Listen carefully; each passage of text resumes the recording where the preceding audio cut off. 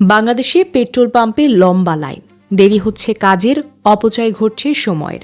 ঘণ্টার পর ঘণ্টা লম্বা লাইন পেরিয়ে যুদ্ধ জয়ের মাধ্যমে একরাশ দীর্ঘ নিঃশ্বাস নিয়ে কাজে ফিরছেন সাধারণ যাত্রীরা।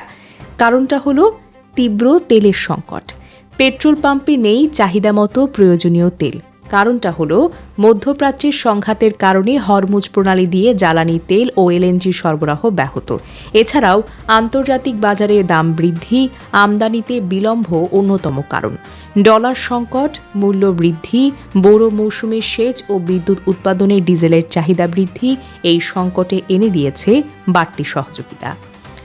এই সংকট নিরসন করতে রেশনিং করে অকটেন দেওয়া হয়েছে পাম্পে। এই সংকট নিরসন করতে সরকার নিয়েছে কিছু প্রয়োজনীয় পদক্ষেপ। বিপিসি সহ যারা যারা আছে পেট্রোবাংলা সবাই কাজ করছে, তারা তাদের একটা প্ল্যান তৈরি করেছে। তার ব্যাখ্যা মতে, মার্চ মাসের সরবরাহ বেশ উল্লেখযোগ্য। ডিজেল ও অকটেন ক্ষেত্রে বিতরণ লাভজনক হলেও পেট্রোলে রয়েছে খানিকটা ঘাটতি। এছাড়াও বিভিন্ন অভিযানে ট্যাগ অফিসারের মাধ্যমে অভিযান পরিচালনা করিয়ে তেলের সংকট কিছুটা কমানো গেছে। রাশিয়া থেকে ৬ লক্ষ মেট্রিক টন বা ২ মাসের ডিজেল স্যাংশন ওয়েবার চায় বাংলাদেশ।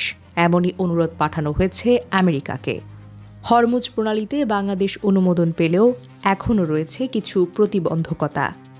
তবে তার প্রেক্ষিতে এটি একটি আর্টিফিশিয়াল সংকট। এই পরিস্থিতি নিরসন করা কঠিন কিছু হবে না। আমরা কিভাবে ঠিক রাখতে পারি এইসব ব্যাপারে উনি প্রয়োজনীয় নির্দেশনা আমাদেরকে দিয়েছেন।